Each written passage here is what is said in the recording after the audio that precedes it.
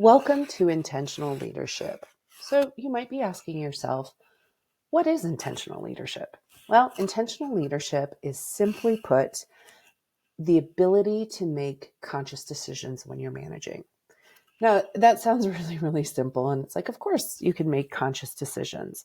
Well, what I found in my research and in my studies is people who make active choices to be better every single day are people who make better choices because it's at the forefront of their mind. They're constantly thinking, how can I be the best version of myself today?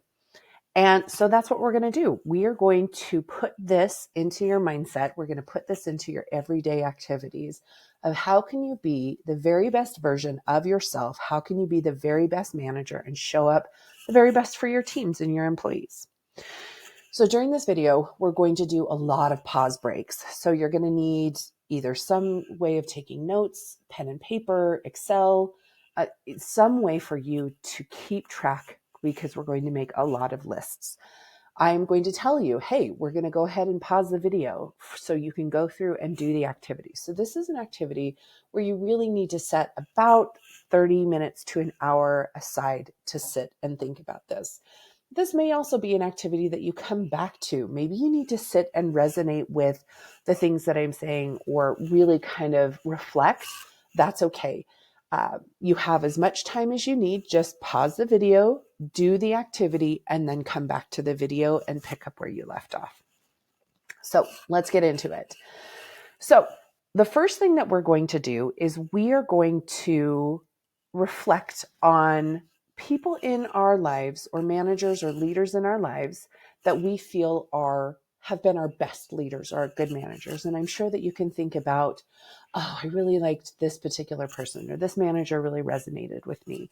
But it doesn't have to just be in a professional capacity. So it could be a former or current manager, it could be a teacher, it could be a church leader, it could be a coach that you had that you felt really, you really, really respected, or it could be another authoritative figure.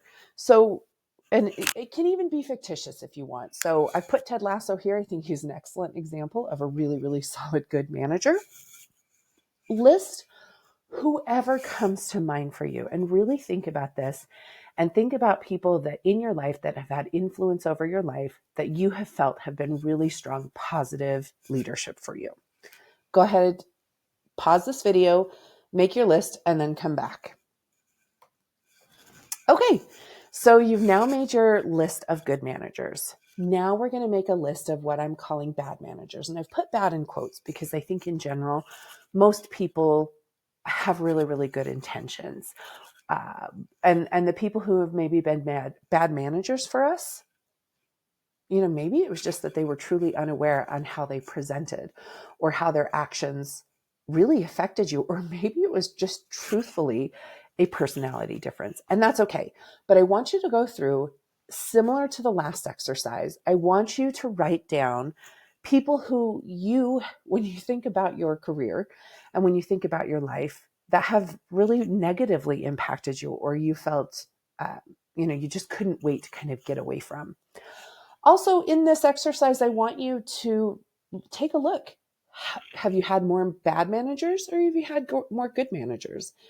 I know for me personally, I feel like I've probably had more on the negative side than I have on the positive side. So I think, and I found that tends to be most people's experiences. So if you end up having more people on the good side or the really positive managers, I think you should really count yourself lucky. If you have people who are more on the bad side, that's okay too. We have lots to learn from both. So go ahead and pause the video, make your list, and then come back. Okay, so now you have made your list. We are now going to make another list. This whole activity is about making lists, but the payoff's really going to be worth it. So now what I want you to do for all of your good leaders, I want you to go through and I want you to start listing the common kind of traits or characteristics of these positive leaders. So, for example, maybe you found that you really respond well to people who are empathetic, or maybe you really respond to people who are cool under pressure. Go through, make a list of all of the things, all of the traits and characteristics for each one of the leaders. So just for each one of the leaders, go through and write down rapid fire. What was it about that particular leader or that particular manager or that person that you felt were so great and so positive, and what really helped you respond to this person? Then once you're done with that, you're going to do the exact same thing for your bad leaders. So those negative traits, those negative characteristics that you felt did not resonate with you, or something that really rubbed you the wrong way. And it's amazing. You'll find that you're going to start to see commonalities and common threads, which we're going to discuss in the next slide. But go ahead and pause the video, make your 2 lists. Okay, so you're back. So now you're going to do in each one of the categories. So it's, again, the exercise is the same on both sides. What you're going to do is you're going to go ahead and highlight, circle, star, whatever you need to do, the common threads that you start to see. So you can see here for Michelle, she's empathetic, kind, holds me accountable. Tyler allows me to fail, is empathetic, sets boundaries. Okay, so we've seen empathetic twice. So circle empathetic. We go to Sherry, holds me accountable, empathetic. Oop, there it is again. Circle it, good executive presence. But we can also see holds me accountable shows up for Michelle and Sherry. So circle those qualities. These are the qualities that you feel really resonated with you, but also are common threads. So we can see that as you are building your list of good leaders or strong managers, people you want to be like, you can now see those kind of common threads. Those are things that you feel really, really helped you connect with that particular leader.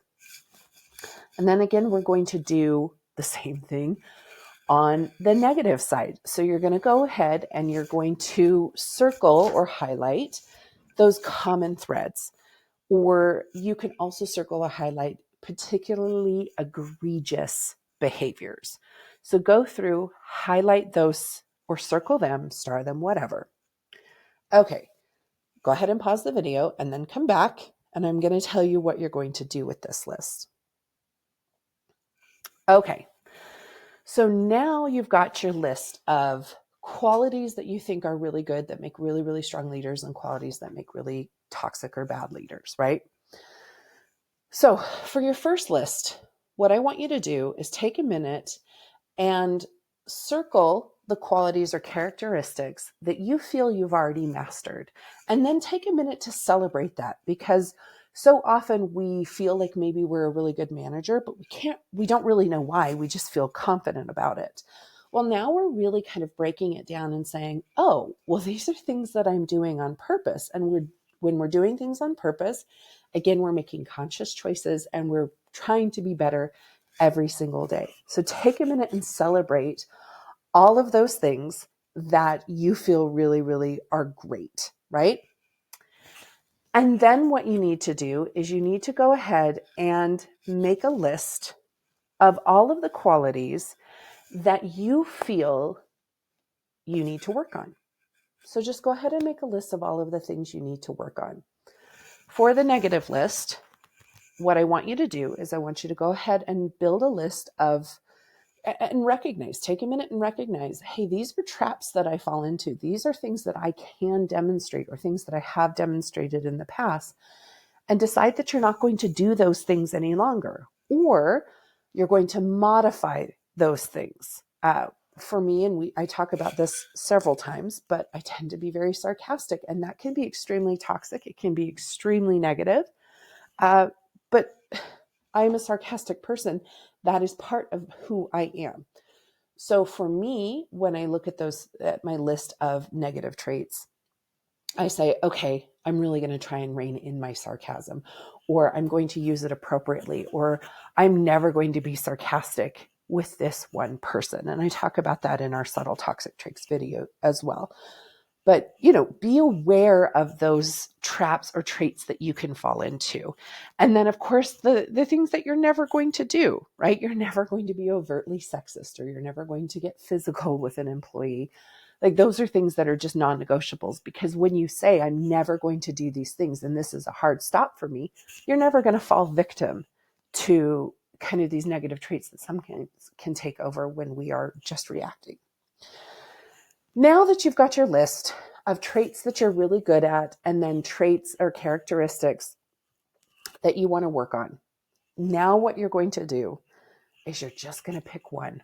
So you're going to pick the number one characteristic or trait that you feel you have not mastered yet, or that you feel is so important that you get underneath your belt, and you're just going to work on that. Which sounds really simple. You might need to read books. You might need to just be aware of it. You might need to connect with other people who embody that characteristic. So if you struggle with empathy, maybe you need to connect with other people who you feel are strongly empathetic and sit down and have a conversation with them. How do you master that? How do you do that? How do you not roll your eyes when somebody says this thing to you? And you're really just going to work on that one trait. And I know that you may have a longer list, or maybe you have just a short list, but you're like, well, Linda, there are more than one thing, one item here that I need to work on. I understand. But it is impossible for you to work on one thing when you're trying to work on all of the things. When everything's important, nothing is. So work on the one characteristic or the one trait until you feel like you've mastered it, and then move that over into the list where you're celebrating the items and characteristics that you've tackled and conquered. And then you take the next thing, and then you take the next thing, and then you take the next thing. And as you go forward, you are continuing to be a better manager, a better leader, because you are making these conscious choices.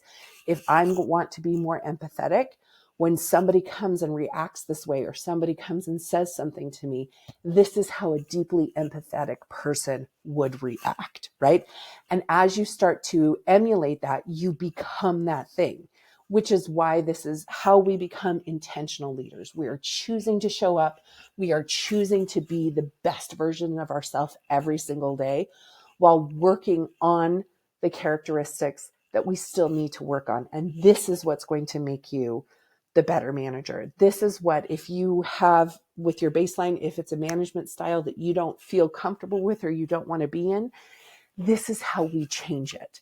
This is how we go forward. And this is how we build that reputation and that ability to be the very best manager, leader, human that we possibly can be. Okay, I'm excited for you to continue on this journey. I'm excited for you to be more self-aware and more intentional with your leadership. And I can't wait for us to continue to work on this journey together.